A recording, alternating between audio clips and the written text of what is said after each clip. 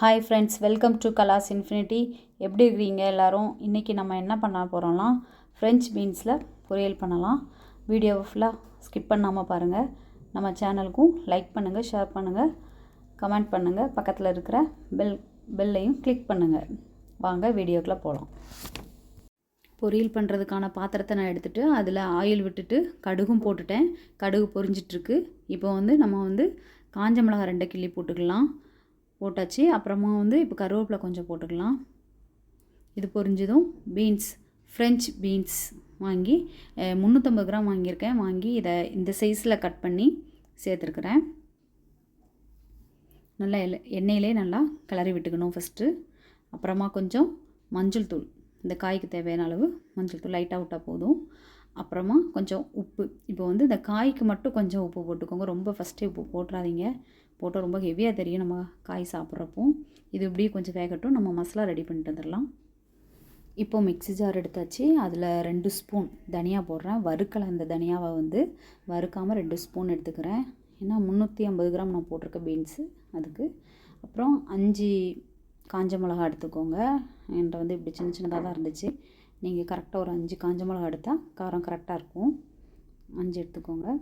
அப்புறமா இந்த மாதிரி குட்டியாக சின்ன சைஸ் புளி கண்டிப்பாக போடுங்க. அதுதான் இந்த பீஸ் பொரியல் ஒரு ட்ரிக்கு தான். இந்த புளி கொஞ்சம் போடுங்க. அப்புறம் இந்த மாதிரி அரைச்சி எடுத்துக்கோங்க. தண்ணி விடக்கூடாது, கண்டிப்பாக தண்ணியே விடக்கூடாது. இந்த மாதிரி அரைச்சி ஃபஸ்ட்டு எடுத்துக்கோங்க. அப்புறமா பூண்டு பல் ஒரு நான் 6 பல் போட்டிருக்கேன். ஏன்னா இது சின்ன சின்னதாக இருக்குது, அதனால் 6 போட்டிருக்கிறேன். பெருசாக இருந்தால் ஒரு 5 போட்டுக்கோங்க, இல்லை 4 போட்டுக்கோங்க. அப்புறமா 2 பெரிய சைஸ் வெங்காயம் எடுத்துருக்கிறேன்.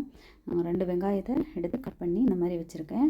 இப்போவும் நம்ம இதை போட்டுக்கலாம். போட்டுட்டு தண்ணி விடாமல் தான் இதையுமே அரைக்கணும். இது சும்மா ஒரு சுற்று அப்படியே ஆனியன்லாம் கொஞ்சம் அப்படியே இருக்கணும், அப்போ தான் நல்லாயிருக்கும். அதனால் இது தண்ணி விடக்கூடாது. ஏன்னா இதுலேருந்தே தண்ணி வரும்ல, அதனால் தண்ணி விடாமல் ஃபஸ்ட்டு அரைச்சி எடுத்துக்கலாம். இந்த பாருங்கள், இந்த மாதிரி அரைச்சிக்கணும். பாருங்கள், ஆனியன்லாம் அப்படியே இருக்குது. கொஞ்சம் இந்த மாதிரி தான் எடுத்துக்கணும். பாருங்கள், தண்ணியே வேணால் தண்ணி விட்ட மாதிரி இருக்குது. இந்த மாதிரி தான் எடுத்துக்கணும். இப்போ பாருங்கள், காய் 80% நல்லா வெந்துருச்சு. இப்போ நம்ம மசாலா போட்டுக்கலாம். மசாலாவுக்கு தேவையான உப்பும் கூட இப்போ நம்ம சேர்த்து கிளறி விட்டுக்கலாம். கிளறி விட்டுட்டு நம்ம ஒரு 5 மினிட்ஸ் சிம்லே போட்டு நல்லா அந்த மசாலா வேக விடலாம்.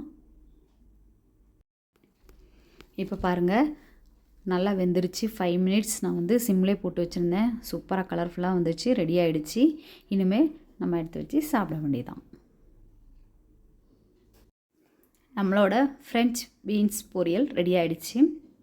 இதை ஏன் நான் 2 in 1 சொல்லியிருக்கிறேன்னா, இது சாம்பாருக்கும் நம்ம சைட் டிஷ்ஷாக ரைஸ் கூட வச்சு சாப்பிட்லாம்.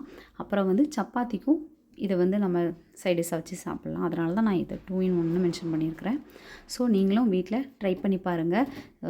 எனக்கு கமெண்ட் சொல்லுங்கள், லைக் பண்ணுங்கள் பிடிச்சிருந்தா இந்த வீடியோ, ஷேர் பண்ணுங்கள், சப்ஸ்கிரைப் பண்ணுங்கள். மிஸ் பண்ணாமல் செஞ்சு பாருங்கள். கண்டிப்பாக வீட்டில் ட்ரை பண்ணிவிட்டு எனக்கு கமெண்ட் கண்டிப்பாக சொல்லுங்கள் எப்படி இருக்குதுன்ட்டு. தேங்க்யூ ஃபார் வாட்சிங். தேங்க்யூ.